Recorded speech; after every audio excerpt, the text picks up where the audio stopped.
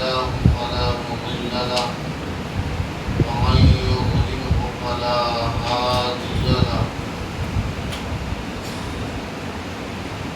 ونشهد أن لا إله إلا الله وحده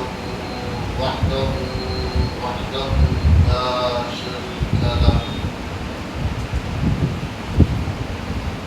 ونشهد أن سيدنا ومولانا ومولانا محمدا عبده ورسوله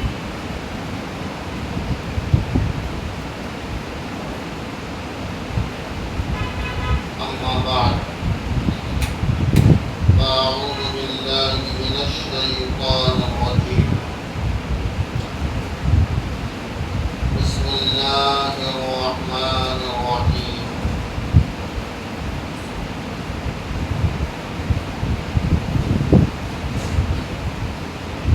إن الذين قالوا ربنا الله ثم استقاموا تتنزل عليهم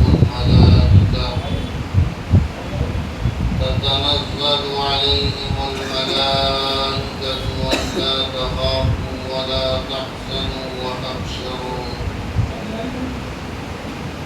وأبشروا بالجنة التي كنتم توعدون نحن أولياؤكم في الحياة الدنيا وفي الآخرة ولكم فيها ما تشتهي أنفسكم ولكم فيها ما تدعون نزلا من غفور رحيم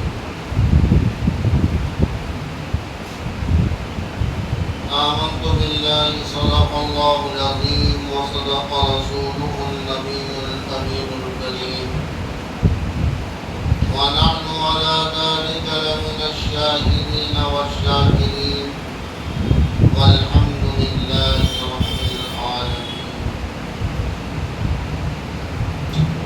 وقال الله تعالى في شأن حرمة محبوبه إن الله وملائكته يصلون على النبي يا أيها الذين آمنوا صلوا عليه وسلموا تسليما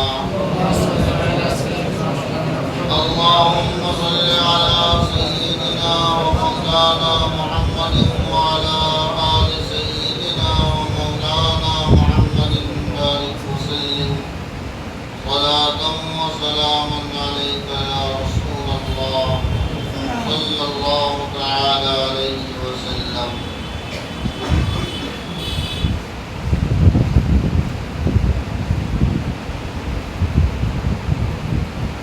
جتنا ہی تراشو گے اتنا ہی سوا ہوگا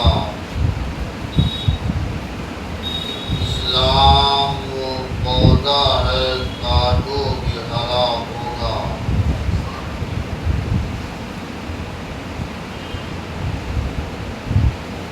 اسلام کی فطرت میں قدرت نے لچک دی ہے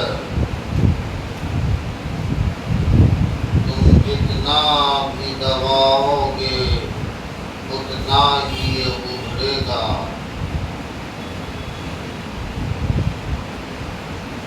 دھونے سے نہ چھوٹے گا یہ خون ہمارا ہے دھونے سے نہ چھوٹے گا یہ خون ہمارا ہے محشر کی عدالت میں دامن پہ لگا ہوگا تم بچ کے گناہوں سے جاؤ گے کہاں کوثر اعمال کا دفتر جب پیش خدا ہوگا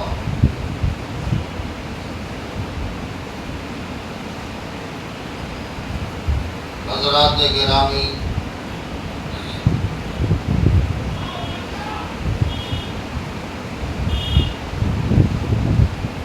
ہمارے مبارک کی آمد بہت قریب ہے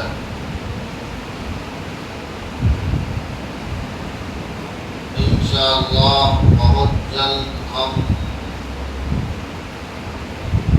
اس کی برکتوں، سعادتوں اور اس کی خیرات سے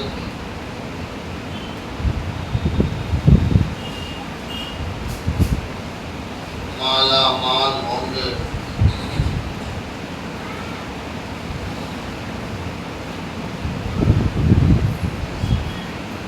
لیکن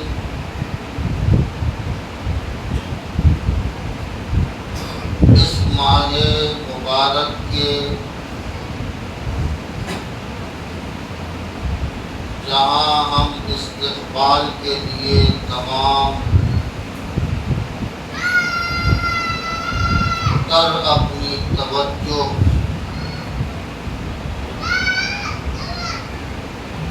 اس کی طرف مرکوز کیے ہوئے ہیں، وہیں طاغوتی قوت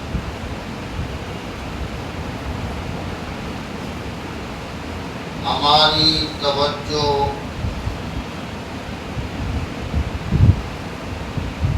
ایک الارم دے کر دوسری طرف کرنا چاہتی ہے۔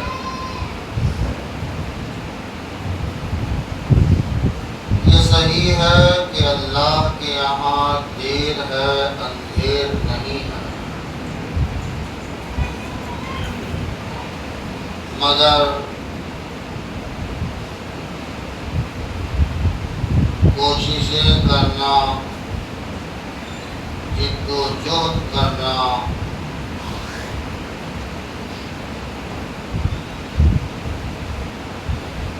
اپنے اعتبار سے کسی کے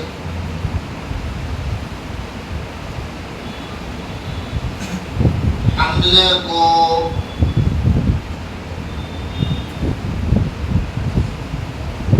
اپنے اوپر ہونے والے وار کو روکنا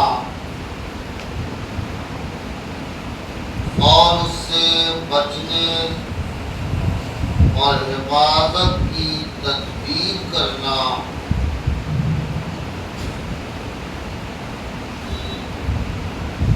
یہ قانونی اعتبار سے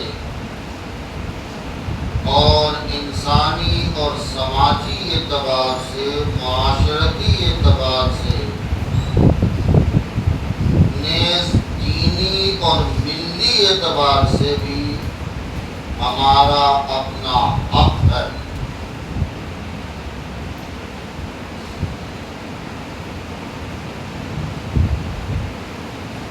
پچھلے دنوں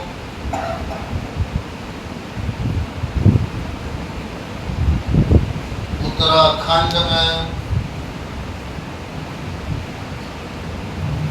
ایک قانون نافذ کیا گیا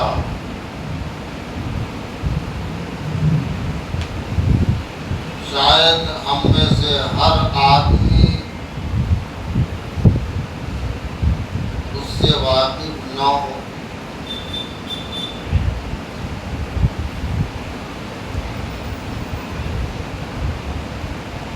جسے یونیفارم سول کوڈ کہا جاتا ہے۔ اس کا شارٹ فارم ہے UCC۔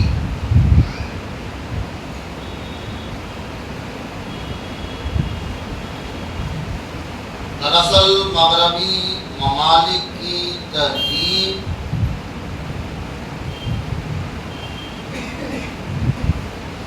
کا گہوارہ اب ہمارا ملک بھی بننے جا رہا ہے۔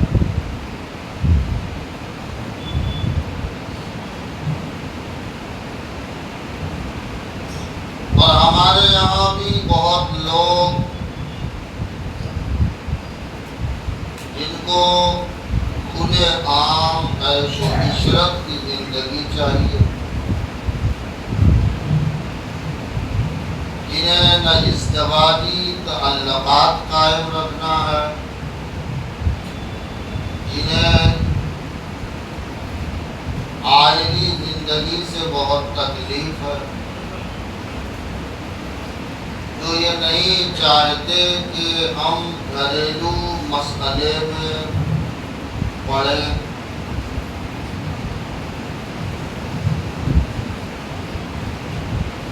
وہ لیو ان ریلیشن شپ کا قانون چاہتے ہیں۔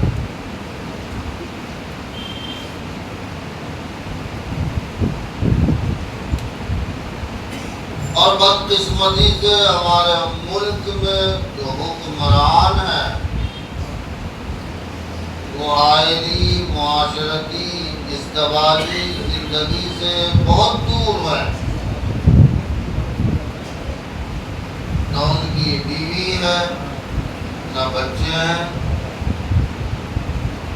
کچھ وہ ہیں جو بیوی تو تھی مگر نہ وہ بیوی سے تعلق رکھنا چاہتا ہے، بلکہ اوپنلی کھلے عام لیو ان ریلیشن شپ کو ایک قانونی درجہ دینا چاہتا ہے،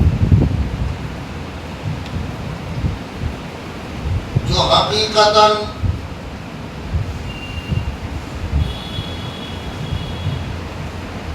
ہمارے ملک کے دستور ہند کے فنڈامنٹل رائٹ کے بھی خلاف ہے۔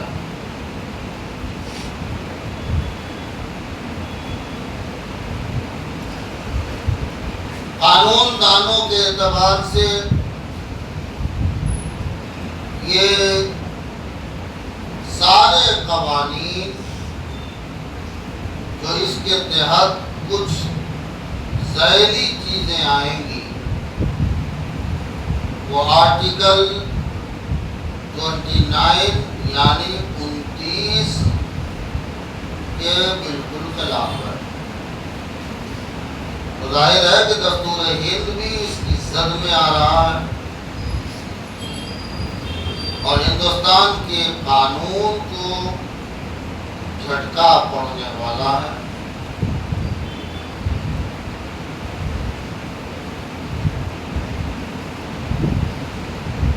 مسلمان دنیا میں آیا کس لیے؟ قرآن عظیم نے اس کی ترجمانی فرمائی، ان الذین قالوا ربنا اللہ، بے شک وہ لوگ جنہوں نے یہ کہا کہ ہمارا رب تو اللہ ہی ہے،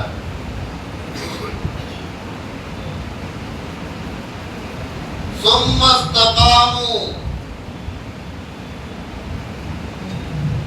پھر اس پر ان کا استقامت رہا، پھر اس جملے پر اپنے وہ قائم رہے۔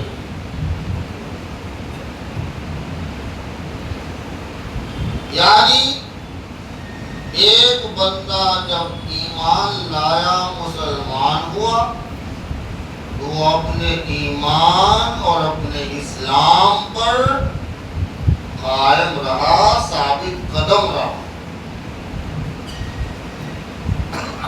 تتنزل علیہم الملائکہ، ایسے مقدس اور ایسے نفوس قدسیہ پر اللہ کے فرشتوں کا نزول ہوتا ہے۔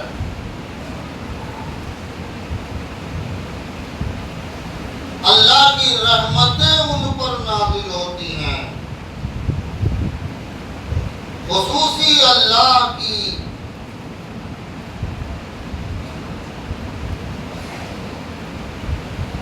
رحمتوں کا ان پر نزول ہوتا ہے، اور وہ ان کے حالات کو دیکھتے ہوئے وہ فرشتے انہیں یہ دلاسا دیتے ہیں کہ تم کو خوف کھانے کی ضرورت نہیں ہے، تمہیں ڈرنے کی کوئی حاجت نہیں ہے، بے خوف زندگی گزارو، اور نہ ہی تمہیں غمگین ہونے کی ضرورت ہے، نہ ہی تمہیں حزن و ملال کی حاجت ہے۔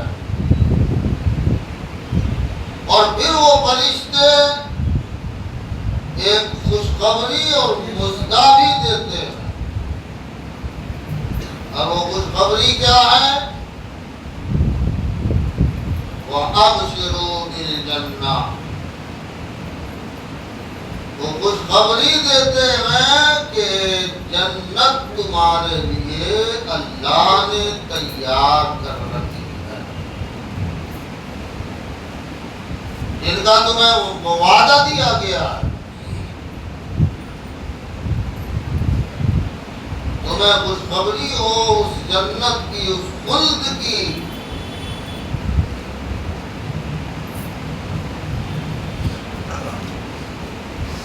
اور پھر یہ بات بھی خاص طور سے وہ کہتے ہیں کہ ہم تمہارے مددگار ہیں دنیا اور آخرت میں۔ اور پھر دنیا اور آخرت میں مدد کی یہ صورت بھی آئے گی کہ تمہارے لیے تمہارا جی جو چاہے، تمہاری خواہش جو بھی ہو، وہ ساری خواہشیں تمہاری اللہ عز و جل پوری فرمائے گا۔ جس کا وعدہ تم کو دیا گیا وہ تمام وعدے پورے کیے جائیں گے، اور سب سے بڑی بات یہ ہوگی کہ جب تم خلد میں جاؤ گے، جنت میں جاؤ گے، تو غفور الرحیم مولا کی طرف سے تمہاری میزبانی ہوگی، جنت میں تم مہمان رہو گے، تمہارا رب تمہاری مہمانی فرمائے گا۔ صحیح معنوں میں ایمان والوں کی اصل زندگی تو آخرت کی زندگی،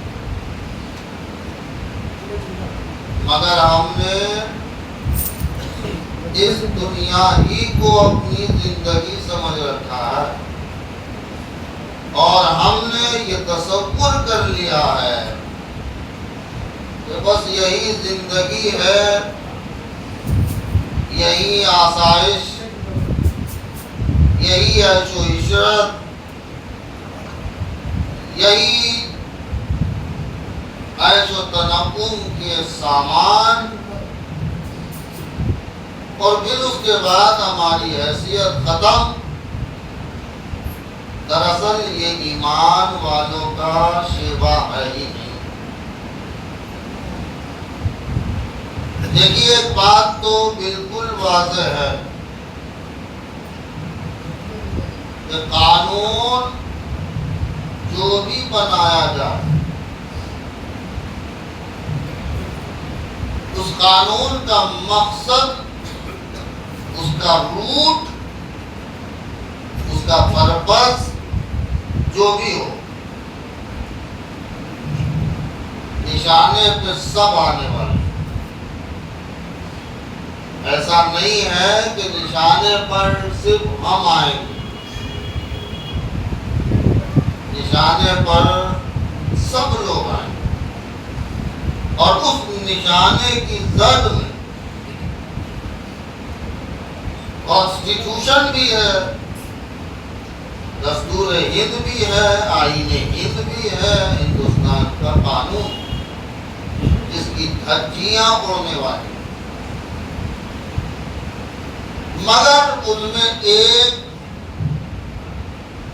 جو اہم بات آپ تک پہنچانی ہے اور آپ کو جاگرک کرنا ہے، وہ یہ ہے کہ آپ کا جو مسلم پرسنل لا ہے وہ آپ سے چھیننے والا ہے۔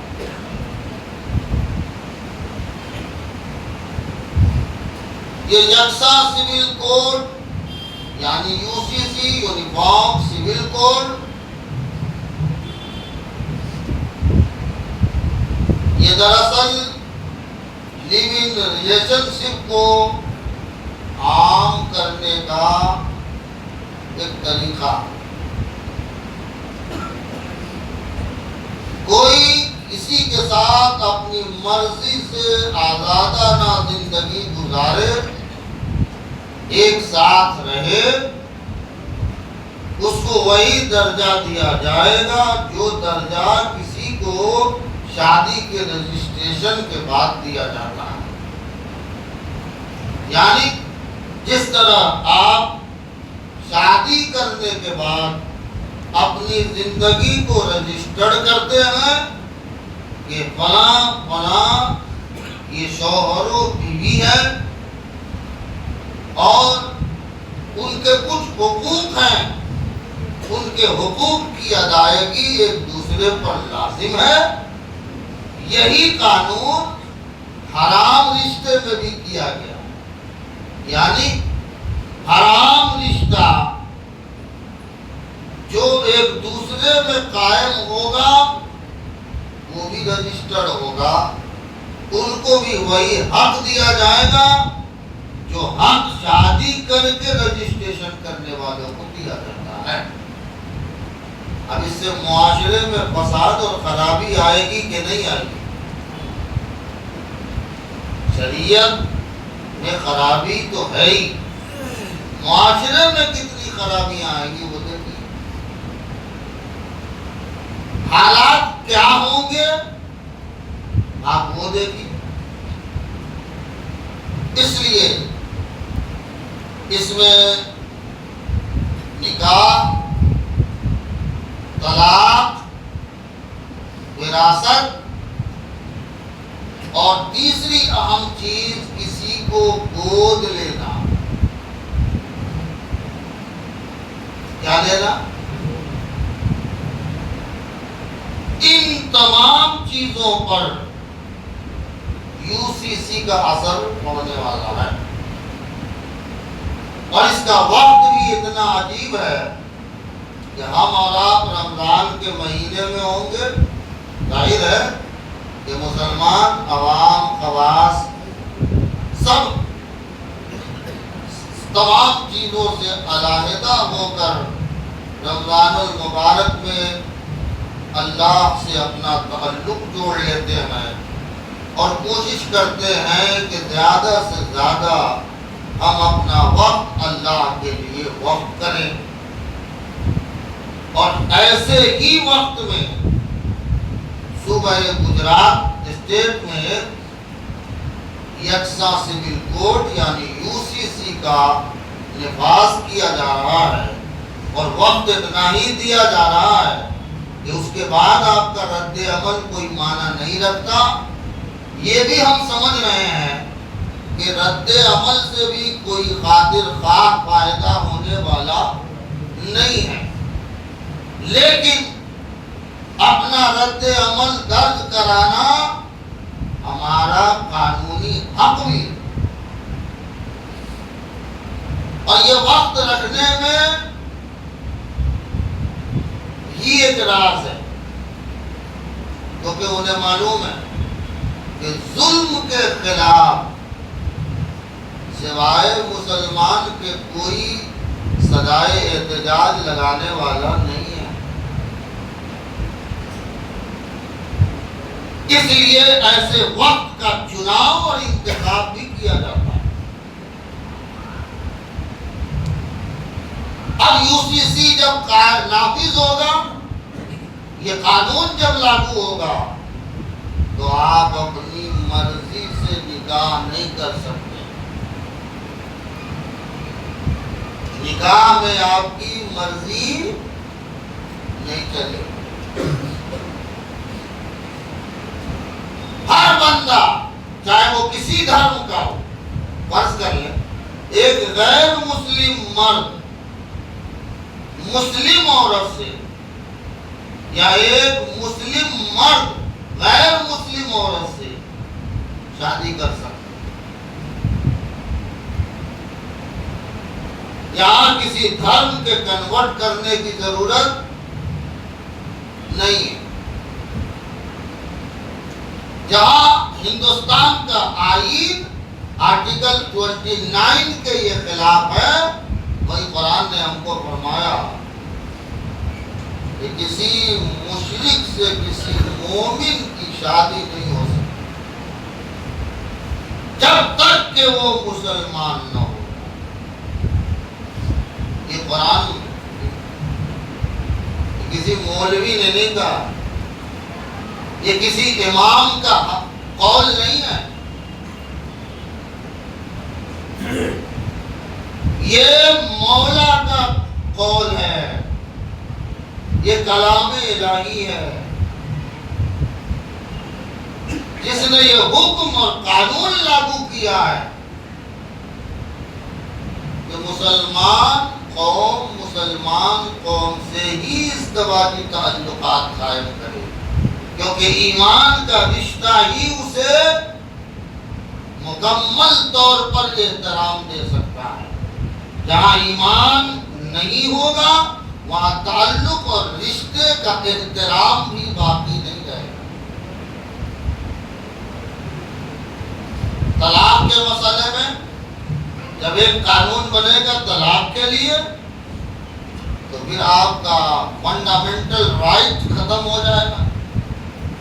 آپ کو شرعی اعتبار سے ایک قرآن و سنت نے حق دیا کہ اگر آپس میں شوہر و بیوی میں کوئی چکماک ہو، آپس میں کوئی ایسی تکلیف ہو جائے کہ آپس میں ایک دوسرے کے ساتھ رہنا اور نباہ ہونا یہ ممکن نہ ہو، تو شریعت نے قانون بنایا ہے کہ کوئی بات نہیں، ایک دوسرے کی زندگی کو جہنم بنانے سے بہتر ہے کہ ایک دوسرے سے علیحدہ ہو جاؤ اور پھر اپنی زندگی آزادانہ طور پر اپنے اپنے اعتبار سے جیو۔ تمہیں بھی کہیں شادی کا حق ہے، انہیں بھی کہیں شادی کرنے کا حق ہے۔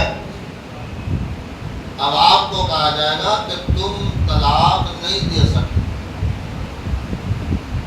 ہمارا قانون یا ہمارا کورٹ، ہمارا کچہری تم کو جس دن کہے گا اس دن طلاق ہو سکتی۔ یعنی اب آپ طلاق دینے کے بعد بھی اسے طلاق نہیں گر سکتے۔ اب نقصان کیا ہے کہ فرض کیجیے سید نے اپنی بیوی ہندا کو طلاق دیا، آج دیا، تو اس پر عدت آج سے واجب ہوگی کہ 2 سال بعد؟ بولیے۔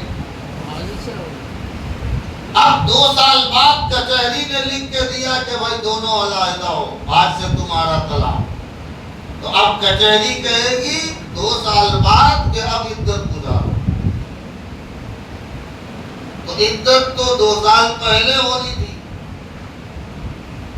اب عدت کب ہو رہی ہے؟ 2 سال کے بعد۔ شریعت نے قانون بنایا کہ آج سے وہ عدت بھرے تو اس عدت کا خرچ شوہر کے ذمہ ہے۔ اب 2 سال بعد عدت گزارے گی تو کچہری کہے گی اس کو خرچ دو۔ اب زبردستی دیکھیے، کسی پر نوازش کرنا، کسی کو عطیہ دینا، یہ تو اسلام نے جائز قرار دیا، مگر ہم کسی سے زبردستی کہے کہ نہیں تمہیں دینا ہی ہوگا، یہ قانون نہیں ہے۔ اب 2 سال کے بعد نہ وہ شوہر ہے نہ وہ بیوی، اب اسے خرچ دینا اسلام نے کہیں سے جائز جبرن کہیں جائز نہیں کہا۔ ہاں اگر کوئی کسی کا تعاون کرتا ہے، مدد کے طور پر کسی کو اگر وہ سہارا دیتا ہے تو اس کے خلاف نہ اسلام ہے، نہ ہمارا قرآن ہے، نہ ہمارے نبی کی سیرت، لیکن زبردستی نہیں، جبرن نہیں۔ تو اس طرح کے طلاق کے قانون میں بھی مسئلہ آئے گا، وراثت کے مسئلے میں بھی آئے گا۔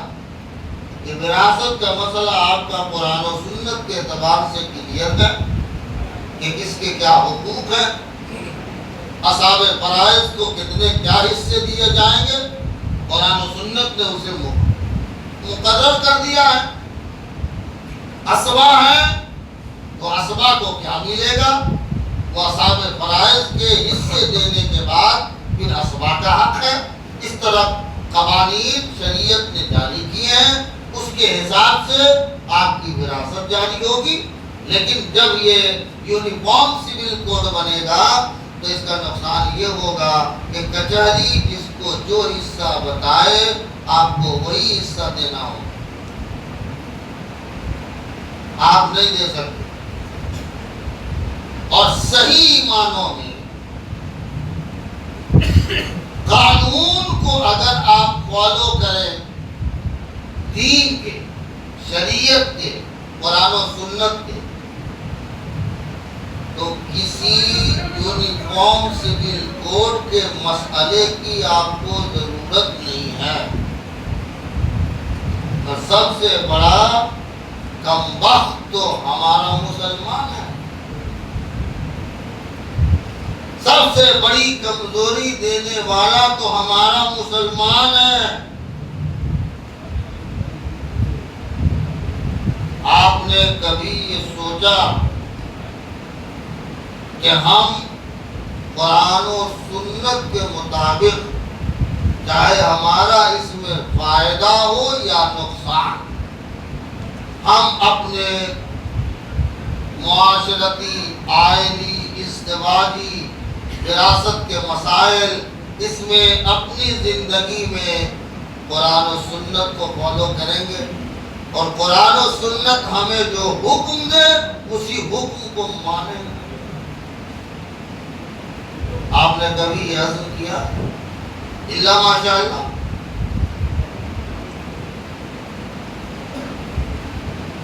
ہاں، ایک بات تو ہے کہ ہم اس بات کے رسیا ہو گئے ہیں کہ ہمارا ذاتی فائدہ کہاں پر، ہم سوارتھی ہیں، ہم کو اس میں فائدہ کہاں مل رہا ہے، اور جہاں فائدہ مل رہا ہے اس کو ہم نشاندہ کرتے ہیں۔ فرض کر لیں کہ اگر ہمارا نقصان ہے اور قرآن و سنت نے ہمیں یہ حکم دیا ہے تو ہم اس کو نہیں مانتے، یا اگر مانتے ہیں تو اس پر عمل نہیں کریں گے۔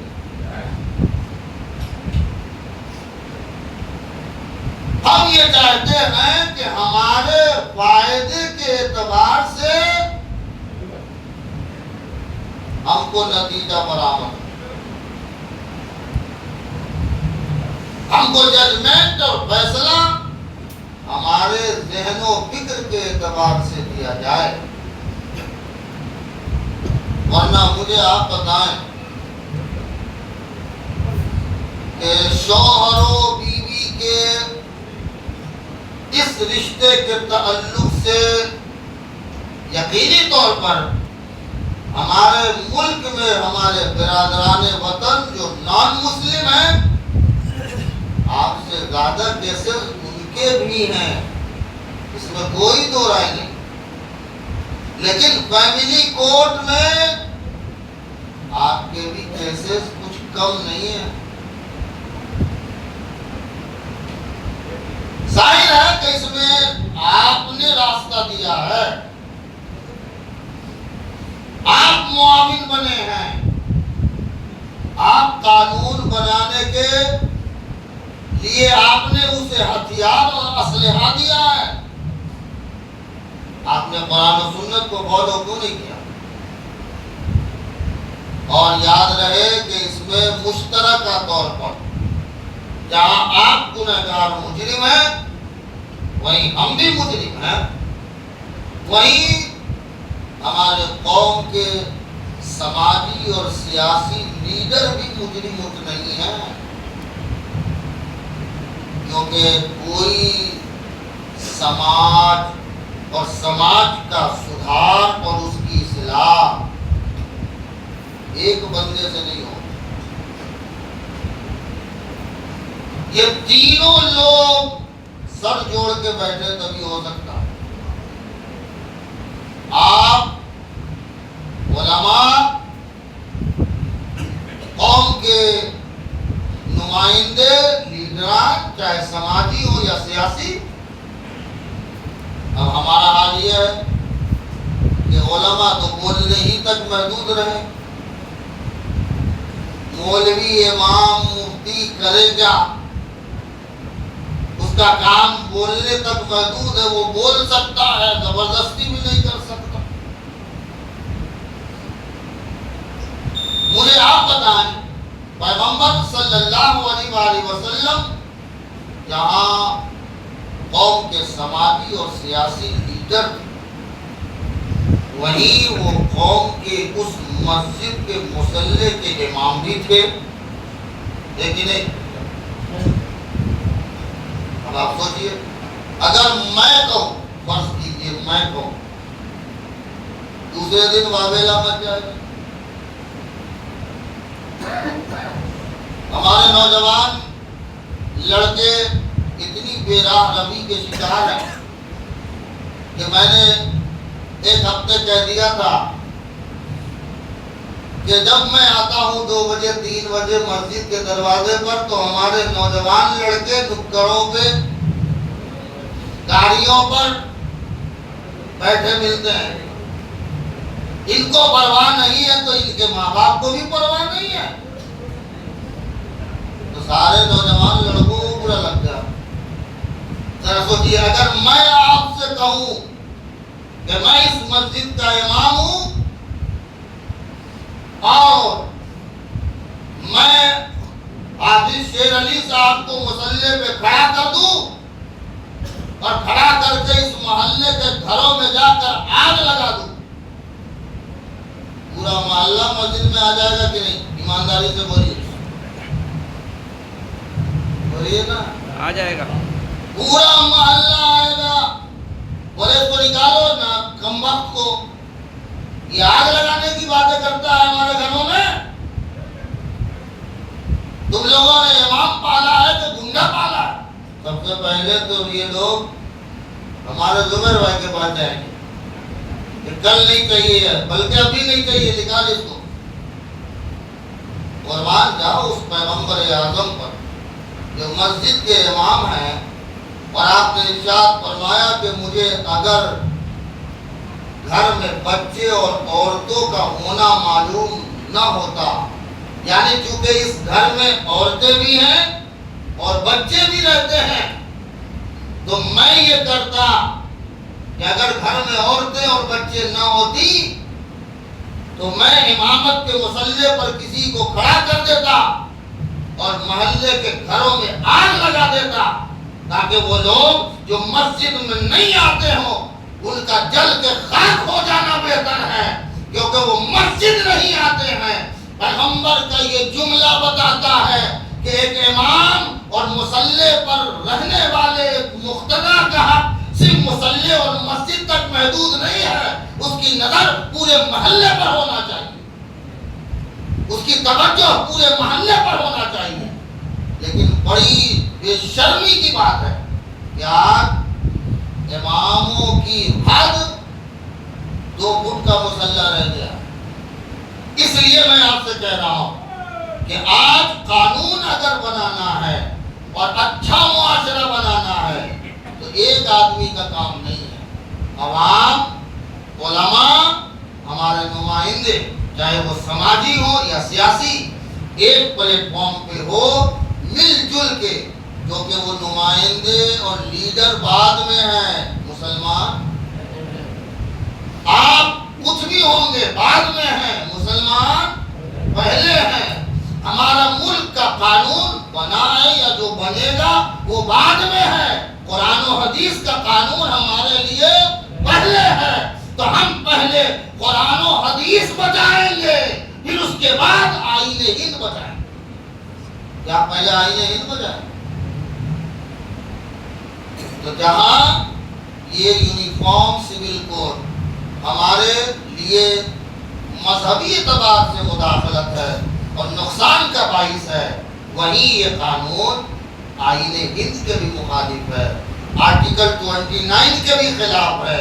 لہذا آپ عوامی اعتبار سے اگر ملک کے دوسرے لوگوں کو بھی ساتھ لیں، مثلا کرسچن کو لیں، غیر مسلم ہمارے بھائیوں کو لیں اور مل جل کے آگے بڑھائیں، تو وہاں آپ مذہبی اعتبار سے اس کو اعلیٰ کار نہ بنائیں، بلکہ وہاں یہ بتائیں کہ یہ قانون جو بن رہا ہے وہ ہمارے دستور ہند کے خلاف ہے، اس کی زد میں آئین ہند آ رہا ہے، تو ہمارا ملک کا قانون خراب نہ ہو، اس میں بگاڑ قائم نہ ہو، بگاڑ پیدا نہ ہو، اس کے لیے ہم سب مل جل کر سر جوڑ کے اس کے خلاف کھڑے ہوں۔ شاید ہو سکتا ہے کہ کچھ لوگ اس میں آپ کے ساتھ ہو جائیں، ورنہ تو ہم امید نہیں رکھتے، اس لیے کہ دوسروں کو اس سے کوئی مطلب نہیں۔ اس لیے ضروری ہے کہ مسلمان ظلم کے خلاف کل بھی تھا، آج بھی ہے، انشاءاللہ صبح قیامت تک رہے گا۔ آپ ظلم کے خلاف صدائے احتجاج کیجئے، اللہ سے دعا کیجئے اللہ تعالی ہمارے اوپر رحم فرمائے اور ہم سب پر اللہ فضل و کرم کی بارشیں فرمائے۔